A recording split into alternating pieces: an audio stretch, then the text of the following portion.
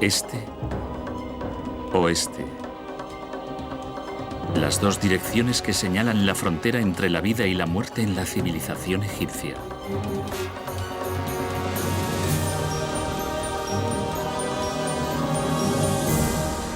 El Nilo es fuente de vida y también era la fuente de vida de los antiguos egipcios. Karnak y Luxor, la búsqueda de la perfección. Es un lugar mágico donde la historia asienta sus cimientos, donde los dioses y sus encarnaciones humanas, los faraones, han sido adorados y venerados. 3000 años concentrados en un área de más de 5000 kilómetros cuadrados. El culto a Amón, el dios invisible. La construcción, apogeo y decadencia de los templos más grandes y magníficos de la civilización humana. Karnak y Luxor.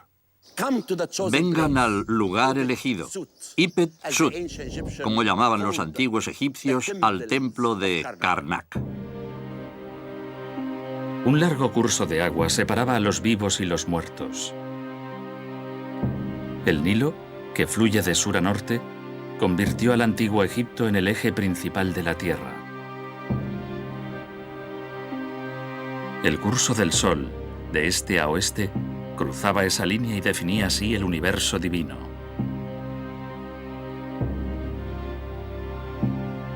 A Ra, el sol, se le consideraba la manifestación esencial de la energía creadora de vida.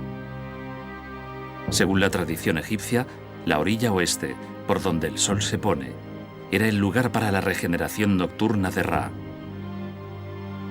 Allí, los egipcios construyeron sus necrópolis.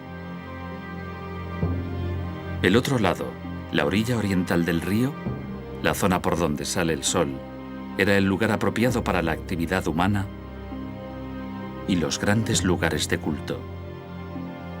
Exactamente en esta orilla del río, en el área que limitaba con Tebas, los egipcios ubicaron el centro de energía creadora, el santuario de Karnak. Los egipcios antiguos relacionaban el oeste con los muertos y con la muerte porque veían salir el sol por el este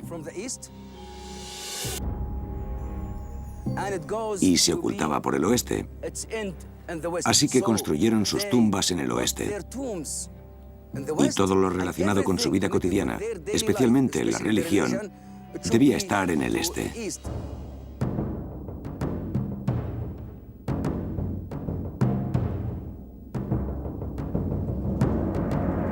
La ciudad de las 100 puertas. Así bautizó Homero a Tebas en la Ilíada, probablemente influido por la majestad de sus templos. Al-Karnak significa ciudad fortificada. El nombre actual del templo deriva del árabe arcaico. El complejo de Karnak, con sus imponentes torres y sus colosales muros, debía parecer una fortaleza a los ojos de los árabes y otros visitantes.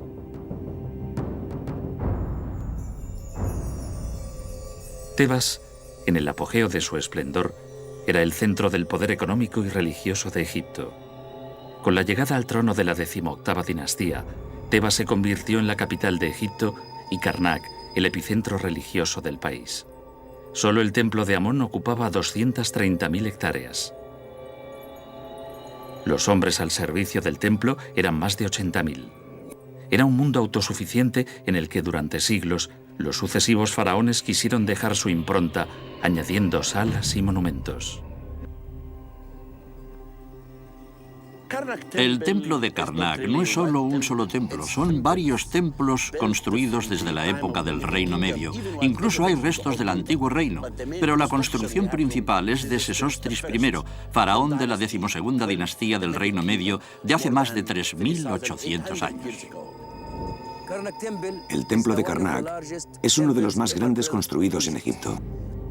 Ocupa más de 83 hectáreas y consta de varios templos. El principal estaba dedicado al dios Amón-Ra, el edificio que ven al fondo. Ese es el templo más importante, construido para el dios principal de Tebas. El templo de Karnak está dedicado a 3 divinidades: Amón-Ra, rey de todos los dioses, Mut, su esposa, y Khonsu, su hijo menor. Las 3 divinidades constituyen la tríada tebana.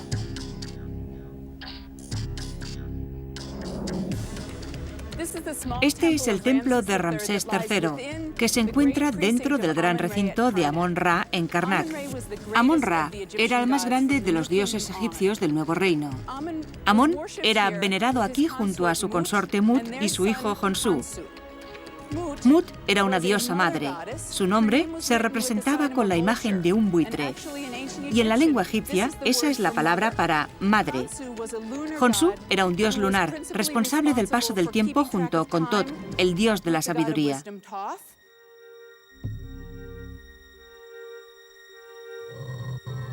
El núcleo principal de Karnak es el templo de Amón. La estructura del templo está dividida en 2 partes. La primera sigue al eje este-oeste. Cada una de esas partes está dominada por unas altas torres que delimitan el acceso a patios y salas. La segunda parte de la estructura está alineada con el eje norte-sur. El templo continúa en esa dirección entre una serie de 4 torres, las llamadas Propileas del Sur, situadas en una avenida de esfinges que llega al límite del templo de Mut.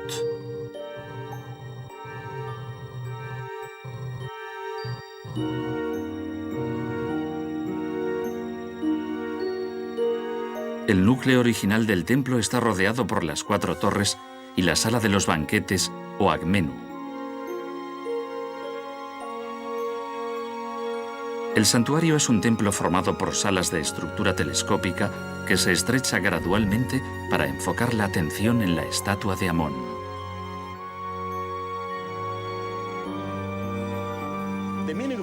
Todo el complejo es un templo dedicado al dios Amón.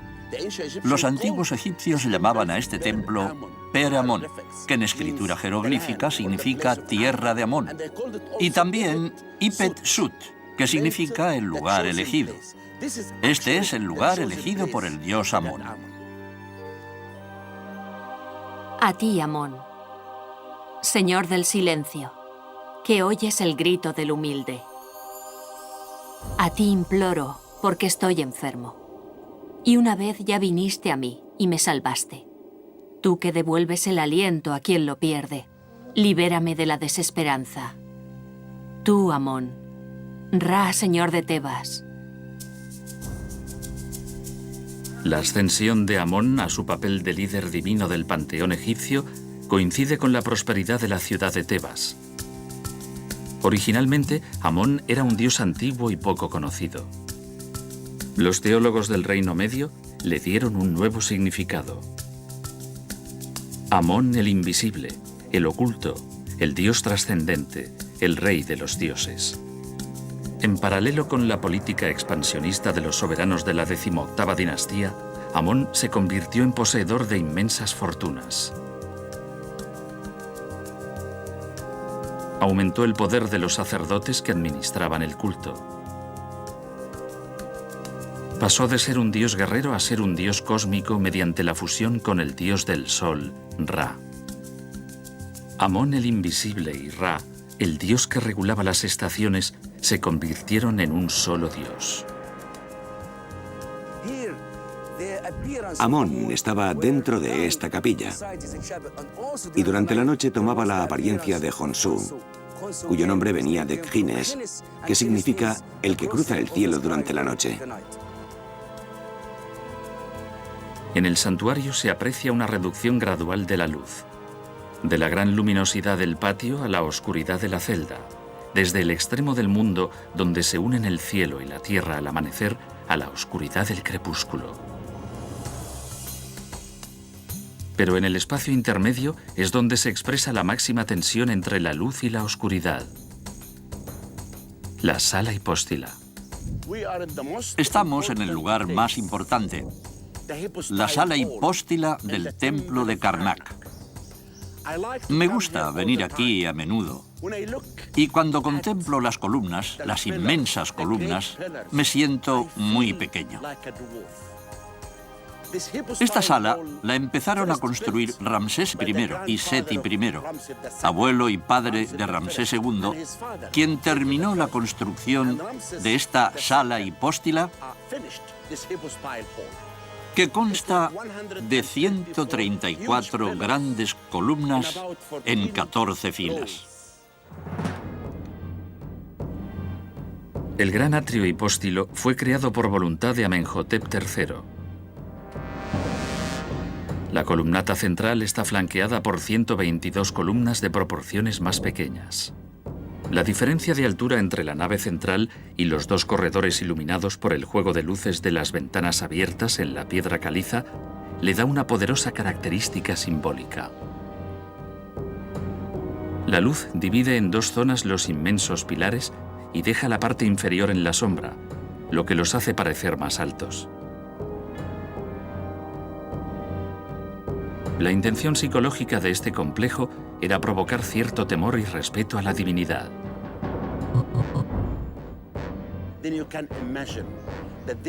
La sala hipóstila tenía un techo que dejaba abierto un espacio para que entrara la luz. Era increíble. Imagínenlo. Cierren los ojos e imaginen cómo era en el pasado. Piensen en esta sala con un techo y que llegan a este lugar con el corazón palpitante, sobrecogido por la magia del lugar.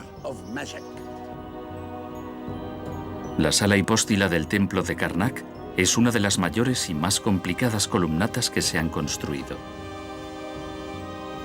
En su edificación intervinieron varios soberanos de la dinastía de Ramsés, en particular Seti I y Ramsés II. Las 134 columnas representan rollos de papiro. El efecto de repetición de las imágenes se acentuaba por los vivos colores que debían contribuir a facilitar la ósmosis entre el edificio y la naturaleza. Las 12 columnas centrales de la nave principal, de 22 metros de altura, incluyendo el ábaco, terminan en un capitel con forma de flor de papiro. Y las 122 columnas de los corredores, con una altura de 18 metros, tienen capiteles con forma de capullo. La alineación de la nave central del salón principal del templo subraya la función de paso hacia el santuario. Otro eje, perpendicular al primero, divide el espacio en dos mitades y comunica el salón con el templo de Mut mediante dos puertas laterales.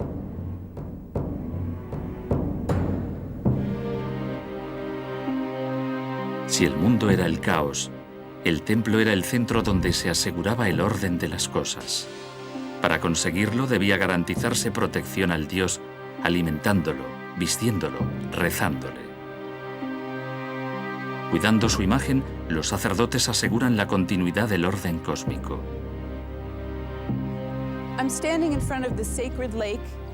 Estoy ante el lago sagrado del complejo de Amón-Ra en Karnak. Según el mito egipcio de la creación, antes de ser creado, el mundo era oscuro y cubierto de agua. Y este lago es la representación simbólica dentro del complejo que representa el cosmos como el orden primigenio del que surgió la creación. También era muy importante en la vida del templo. Algunos egiptólogos creen que los sacerdotes venían aquí al amanecer para hacer las abluciones rituales antes de empezar sus actividades diarias. Los ritos del templo estaban determinados por la posición del sol y tenían tres fases: el amanecer, el mediodía y el ocaso. Antes del amanecer, los sacerdotes se lavaban en el lago sagrado para purificar su cuerpo. Después abrían el tabernáculo, retiraban el velo del rostro del dios y lo ofrecían a la luz entonando la oración de la mañana.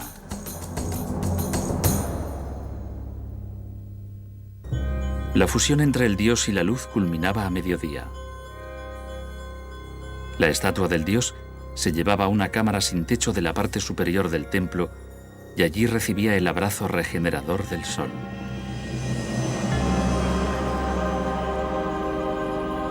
En Karnak, este rito probablemente tenía lugar en una de las salas del Akmenú, a la que se accedía por una escalera que partía de la esquina sureste de la habitación. Es un edificio distinto que hizo construir Tutmosis III. En el centro hay un salón con estructura de basílica de unos 40 metros. Los 5 corredores y la nave se sustentan sobre columnas de piedra.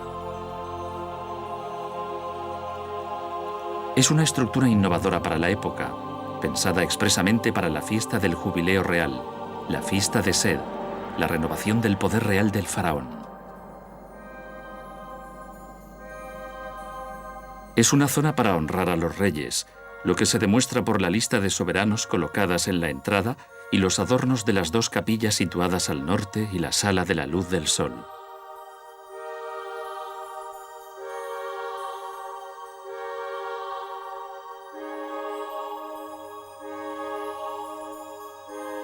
Para entrar en este ambiente había que estar iniciado en el culto de Amón y su reencarnación humana, el rey.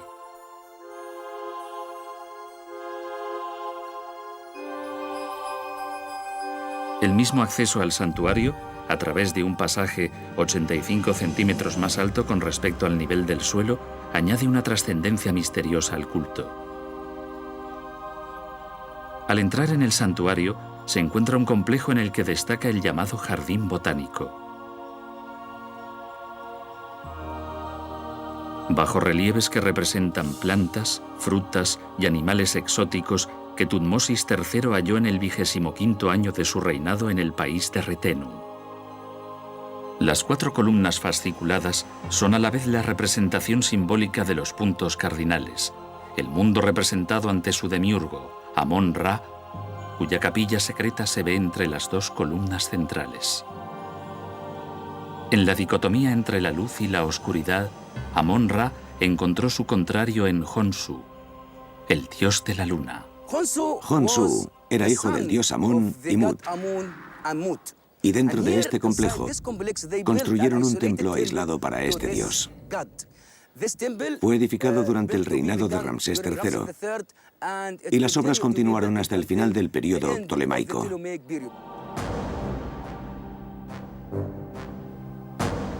El santuario dedicado a Honsu fue construido por Amenhotep III, probablemente ampliando una capilla ya existente.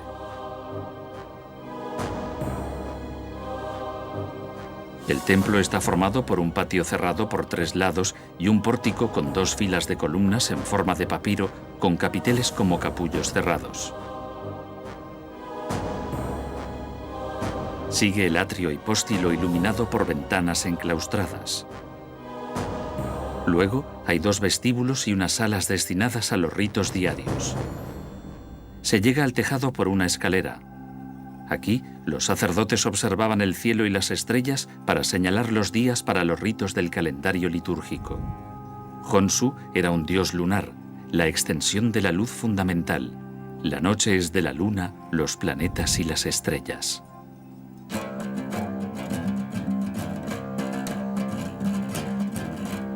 En el cercano templo de Opet también se celebraba el nacimiento de la luz.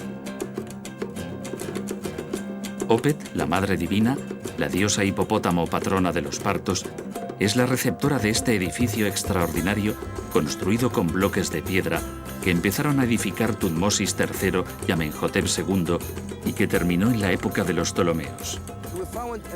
En los cimientos descubrimos que los arquitectos que construyeron este templo reciclaron muchos bloques de monumentos de épocas anteriores y los reutilizaron en la construcción de este templo. También encontramos muchas estatuas y también unas escaleras del tiempo del Reino Medio que indican que la construcción empezó durante ese periodo. Durante la edificación del templo de Karnak y durante el periodo ptolemaico, se hicieron mejoras y destruyeron lo que había antes, relieves e inscripciones únicos.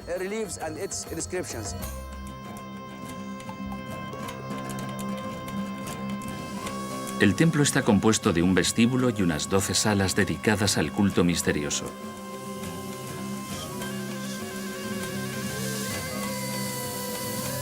Un equipo de restauradores del Instituto de Estudios Franco-Egipcio trabaja en la restauración de los relieves de las paredes de los templos de Luxor y Karnak.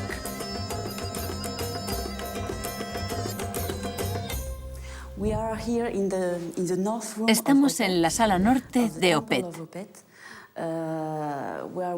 del templo de Opet, en el que estamos trabajando desde hace un par de años. Empezamos en esta sala porque tal vez es la más simbólica de todas ellas. Se representa la resurrección de Osiris que vemos ahí.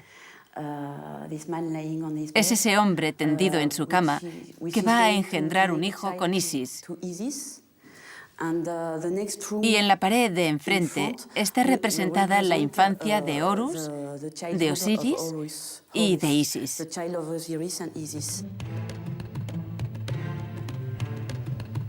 En un año de trabajo, los restauradores han limpiado las pinturas de la sala norte del templo, han renovado la planta de las 5 cámaras principales y han reforzado las paredes de la torre principal.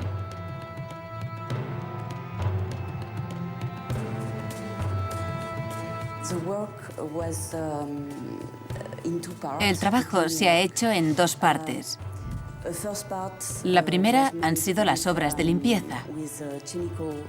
Primero una limpieza química y luego una limpieza mecánica. La limpieza química se ha hecho con carbonato de amonio y metilcelulosa.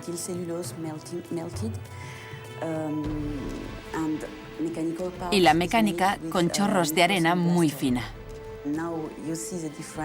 Ahora se aprecia la diferencia comparándolas con el estado anterior de las paredes, que estaban negras, igual que esta parte del techo.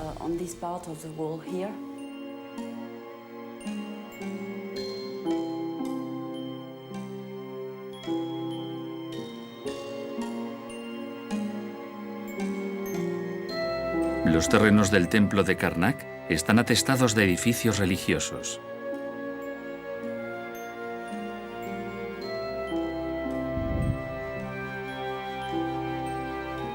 Separado del recinto de Montu y Mut, del que queda muy poco, en el área occidental se alza el templo de Ptah, que construyó Tutmosis III.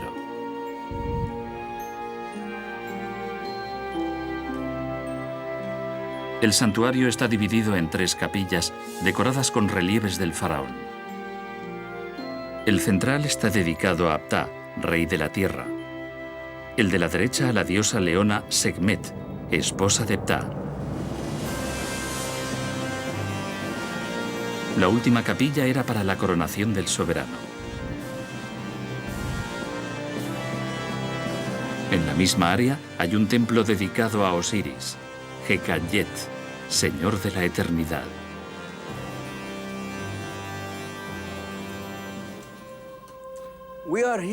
Estamos en uno de los lugares más sagrados dentro del recinto del templo de Amon-Ra, en la capilla del dios Osiris, Hekayet, que significa Dios Osiris, gobernador de la eternidad. Esta capilla se empezó a construir durante la 21ª dinastía, y aquí podemos ver una de las escenas más importantes. La diosa, esposa de Amón, le ofrece 2 cuencos, que en la egiptología llamamos los nuevos cuencos del dios Amón. Y junto a esta hay otra escena del dios Amón, con sus largos báculos. Debajo vemos a la reina ofreciendo los 2 cuencos al dios. Y detrás está uno de los símbolos arquitectónicos más importantes de la antigua religión egipcia, la puerta eterna del dios Osiris. Aquí se ven las 7 puertas que los antiguos egipcios representaron en esta capilla. Entrar en el templo de Karnak es como volver atrás en el tiempo.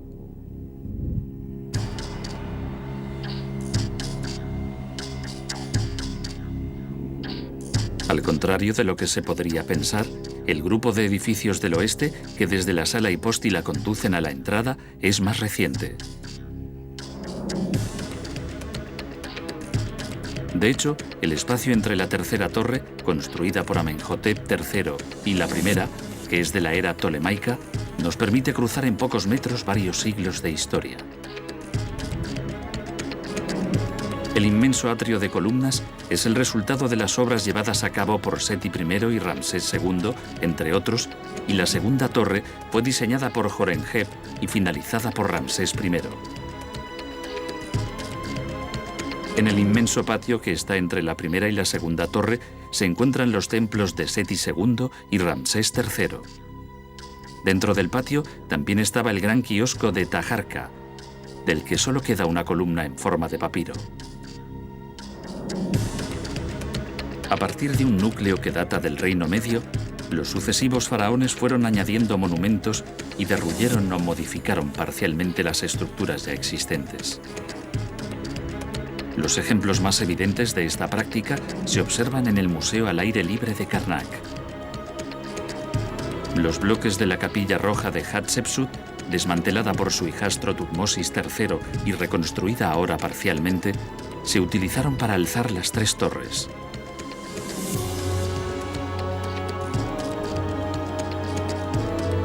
La capilla es famosa por su color rojo, atribuible al uso de bloques de cuarcita tallados en diferentes formas.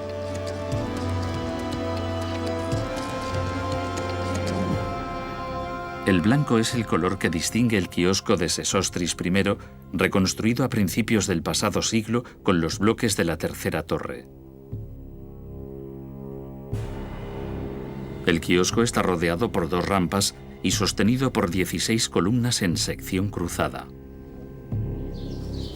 Este es uno de los primitivos monumentos de Karnak que han sobrevivido. Fue construido por el primer monarca del Reino Medio, Sesostris I, con ocasión de la primera fiesta de Set, que era una especie de jubileo en el que los reyes reafirmaban su derecho a gobernar y que se celebraba a los 30 años de ocupar el trono. En el interior hay más de 60 escenas que hacen referencia a la fiesta del jubileo de Sesostris I y la imposición de la corona hecha por el dios. El kiosco de Sesostris I tenía otra función. Era uno de los depósitos de la barcaza sagrada. Es conocido como el muelle, el santuario de la barcaza o el puerto de salida. La tríada tebana, Amón, Mut y Honsu, eran viajeros, como muchos dioses del antiguo Egipto, y en algunos rituales de los festivales anuales salían de sus santuarios y viajaban fuera del templo al mundo exterior. Utilizaban barcazas, grandes barcazas ceremoniales, en los que la imagen divina se situaba en un lugar oculto a las miradas cuando salía del templo. En Tebas, la barcaza procesional era llevada a hombros de los sacerdotes y albergaba la estatua sagrada de la tríada tebana, que se transportaba desde el templo de Karnak al cercano templo de Luxor en un viaje de gran trascendencia simbólica.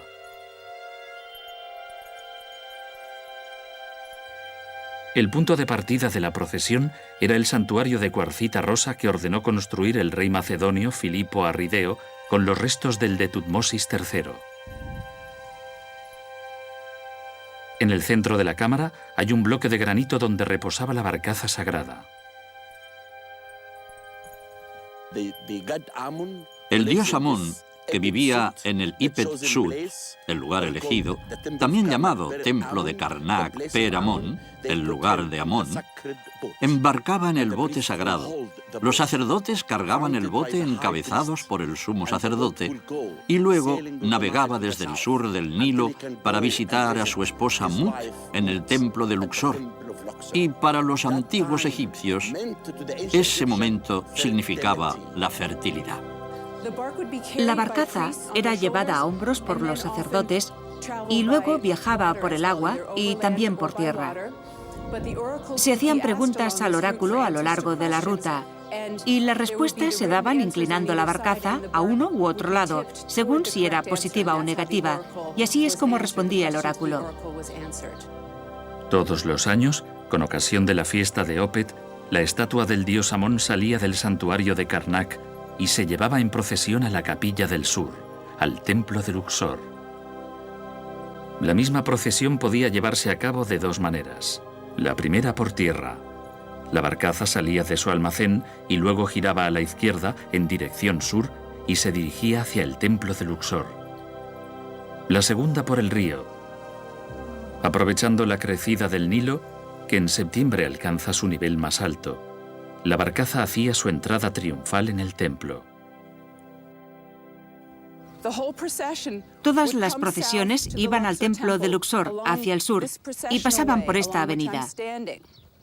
Originalmente, a principios del Reino Nuevo, es posible que fuera un canal navegable para los barcos de los dioses. Más tarde se pavimentó y se bordeó con esfinges. Algunas aún están aquí. Cerca del templo de Luxor, las esfinges tenían formas diferentes, algunas tenían forma humana, y fueron construidas por Nectanebo I, un rey del último periodo. La procesión está representada en las paredes de la gran galería de Luxor.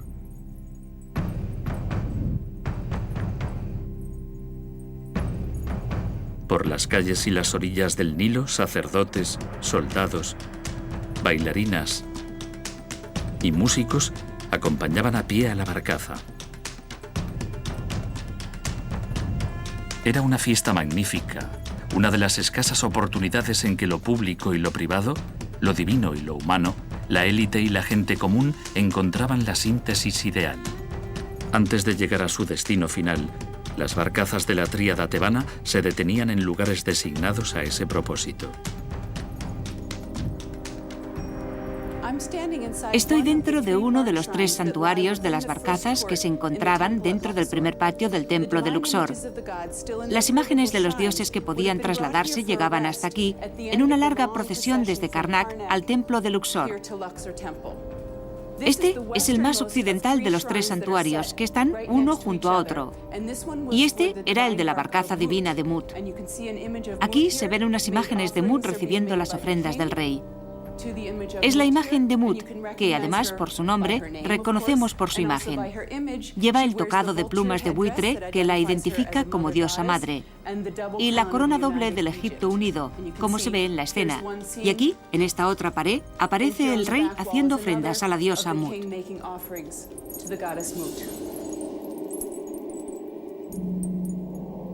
Evitar la muerte a través de la concepción de la vida.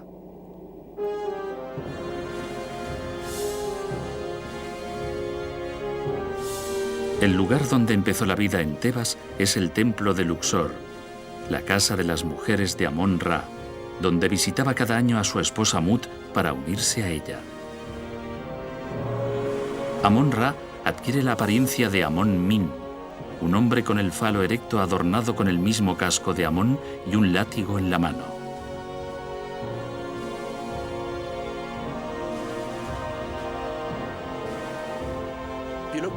Están viendo el templo de Karnak, una de las casas de Amón. Es el hogar de Amón, pero también de su esposa Mut.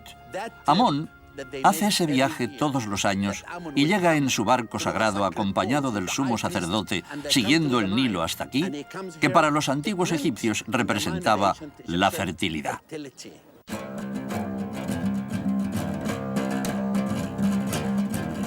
Ipet Resut es el harén del sur. Incluso las paredes de este templo cuentan la historia de quien las quiso, las modificó, las usurpó y las abandonó.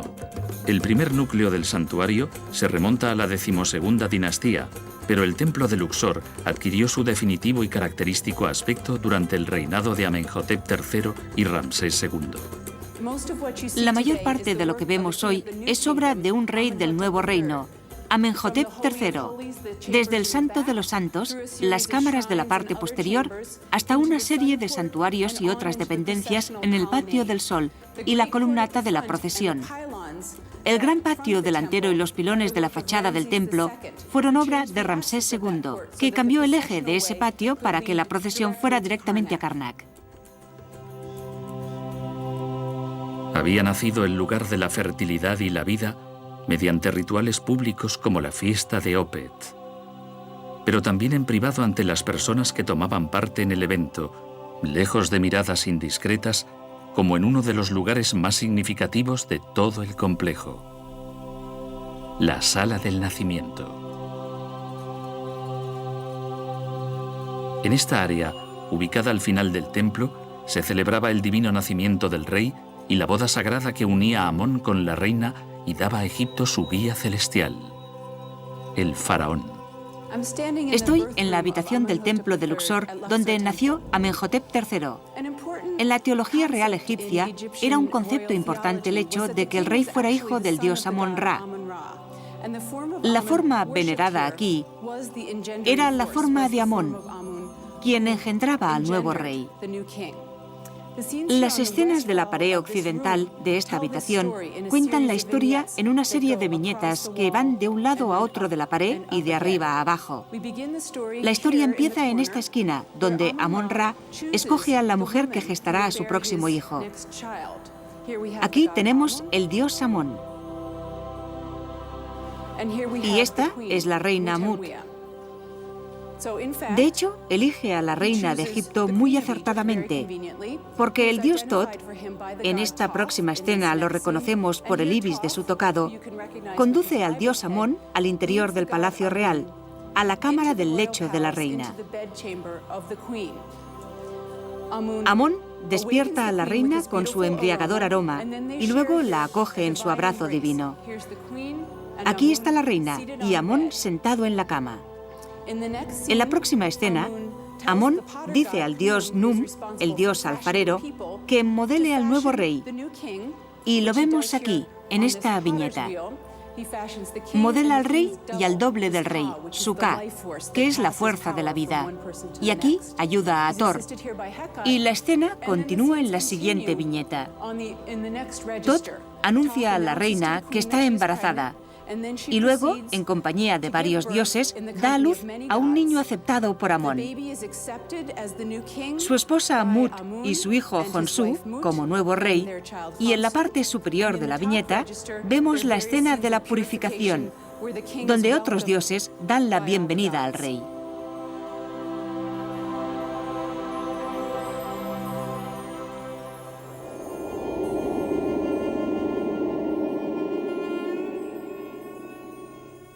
La parte más interior del templo, dedicado por Amenhotep III al culto del dios, ha sufrido pocos cambios en el transcurso de los siglos.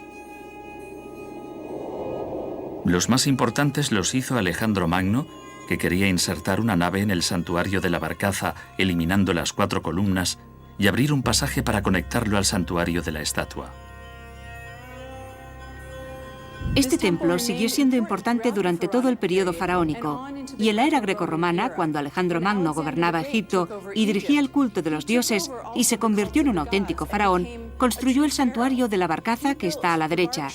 Y como pueden ver, en los muros está él, representado con la iconografía tradicional, igual que otros faraones que adoraban al mismo dios y que fueron venerados aquí durante miles de años.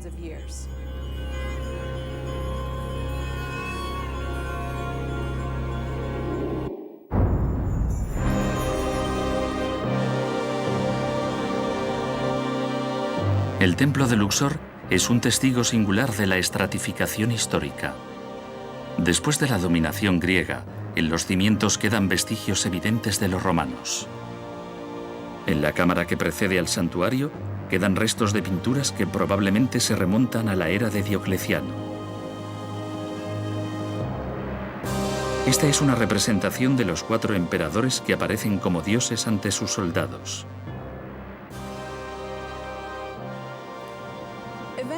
El culto a Amón-Ra llegó a su fin, pero la vida religiosa del templo de Luxor estaba muy lejos de terminar. Durante la era romana, este espacio fue transformado en un templo para la corte imperial. Las habitaciones traseras fueron separadas con estos ábsides, y esta habitación fue enyesada y cubierta de frescos. Todo el templo era parte de la curia romana. Durante la era cristiana se construyeron varias iglesias alrededor y dentro del templo. Parte de una de ellas todavía existe hoy dentro del gran patio de Ramsés II. Encima de esa iglesia, en el siglo XIII después de Cristo, se edificó la mezquita de Abu al-Hagag. Tebas, ejemplo para todas las ciudades. El agua y la tierra estaban en ti al principio. La arena rodeaba los campos. pero ocupó su lugar en una alta posición. Y luego existió la tierra. Después apareció la humanidad y fundó las ciudades y les dio un nombre. Y cada una de ellas recibe su nombre bajo la vigilancia de Tebas, el ojo de Ra.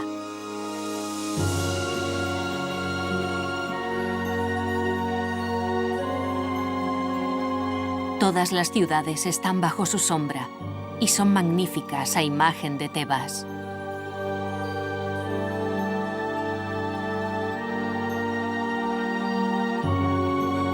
Hoy, después de 3000 años, Tebas ya no existe. Al este del Nilo, en la que una vez fue considerada la ciudad de los vivos, quedan los restos de los templos de Karnak y Luxor. Los egipcios los construyeron para usarlos como centros religiosos. Después otros pueblos les dieron otro sentido y otro uso. O los abandonaron a su suerte. Durante el siglo pasado se emprendió una larga fase de restauración para devolver a estos lugares su antiguo esplendor. Al oeste del Nilo, en la ciudad de los muertos, se encuentra la necrópolis de Tebas, el lugar por excelencia del misterio, el lugar inaccesible. Aunque los templos fueron públicos en cierto modo, las tumbas debían ser privadas. Hoy los vivos y los muertos tienen un destino común. Oleadas de turistas llegan todos los años a visitar los templos y las necrópolis. El deseo de conocer y de medirse con la historia ha dado siempre sentido a estos lugares. Pero el misterio y la fascinación que emanan de ellos permanecen intactos, como signo de que la civilización egipcia nunca morirá.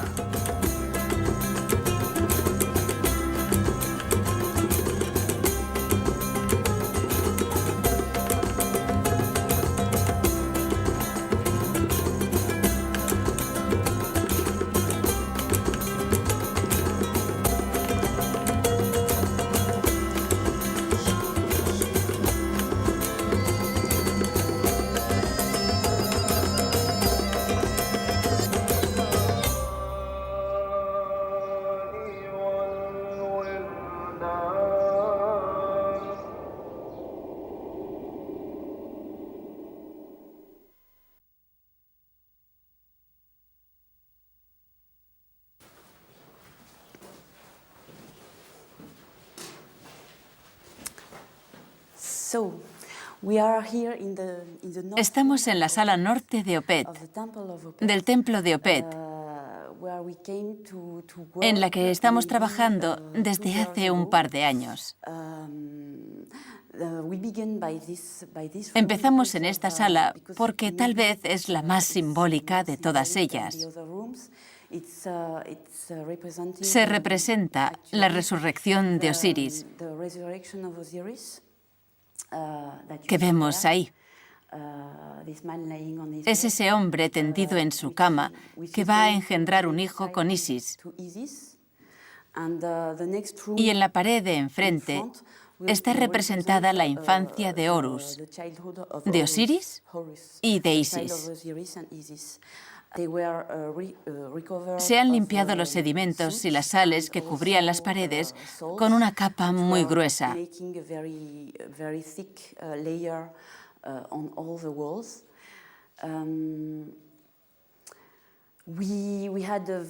Hemos hecho un buen trabajo de limpieza y las hemos restaurado un poco, aunque no del todo. La limpieza se ha hecho en dos partes. La primera han sido las obras de limpieza. Primero una limpieza química y luego una limpieza mecánica. La limpieza química se ha hecho con una mezcla de carbonato de amonio y metilcelulosa. Y la mecánica con chorros de arena muy fina. Ahora se aprecia la diferencia comparándolas con el estado anterior de las paredes, que estaban negras, igual que esta parte del techo.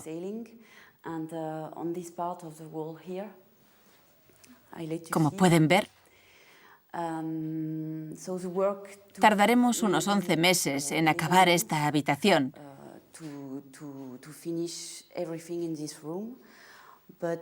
Pero en realidad no solo trabajamos en esta. Además, estamos trabajando con los talladores que están haciendo otras restauraciones. Y es difícil hacerlo conjuntamente. Eso es todo.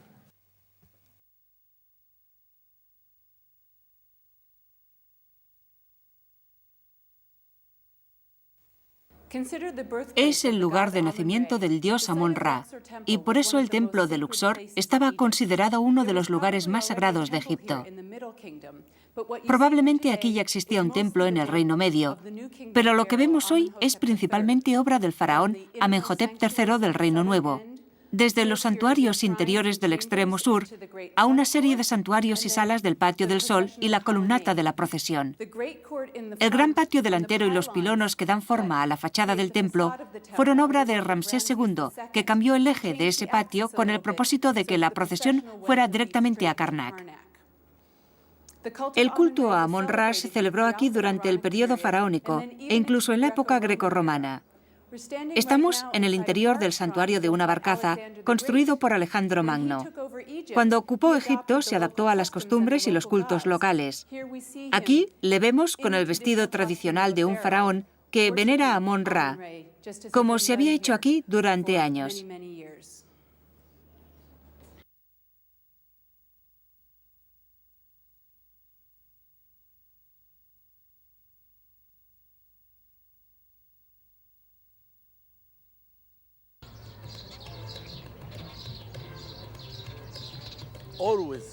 En Egipto se hacen importantes descubrimientos. Siempre digo que lo que hemos descubierto hasta ahora es el 30% de los monumentos egipcios y que todavía hay enterrado bajo el suelo un 70%. ¿Cómo se descubrió lo que vemos ahora? Fue posible gracias al programa para el templo de Karnak. Cuando se emprende una obra, a veces hay que derribar casas, tiendas, estacionamientos, pero gracias a eso se descubren edificios muy importantes debajo de esas casas. En esta zona se habían construido tiendas. Cuando se inició el programa, trasladamos esos negocios y empezamos las excavaciones. Miren el resultado. El descubrimiento más importante son los baños ptolemaicos. Y como ven, en cada uno hay asientos. Y en estos asientos podían instalarse unas 16 personas. ¿Por qué los egipcios del período ptolemaico tenían baños como estos? Se debe a que la gente tenía que sumergirse en el agua de estos depósitos antes de entrar en el santuario romano para venerar a Amón. Y ellos también tenían que entrar aquí, purificarse para entrar en el templo y estar limpios ante el Dios. Esto es único. ¿Cómo hemos datado esta estructura? Basándonos en la cerámica y también en las monedas. Se ha encontrado un tesoro escondido, 360 monedas, en uso desde la época de Ptolomeo II a Ptolomeo VI. Ha sido asombroso encontrar un tesoro escondido en estas ruinas, sobre todo este tipo de monedas. Siempre habíamos creído que frente al templo de Karnak había un canal conectado con un puerto del Nilo, pero la excavación ha demostrado que no era así, sino que aquí había un muro de contención de 260 metros de longitud que iba de un lado al otro. Tal vez este lado se empezó en el período ramésida y el otro durante las dinastías XXI y XXII, porque se ha encontrado el nombre de un rey llamado tajarca y 2 ramas descendientes. Y posiblemente ese muro se construyó para proteger el templo durante las inundaciones. Tal vez el agua del Nilo llegaba hasta el templo y lo inundaba. Y los egipcios del último período, tal vez en el período ramésida, construyeron un gran muro que iba hasta el lado sur de unos 260 metros de largo. Esto ocurre siempre cuando apartas la arena y excavas. Haces descubrimientos asombrosos, y este es el más reciente, realizado por una expedición egipcia delante del templo de Karnak.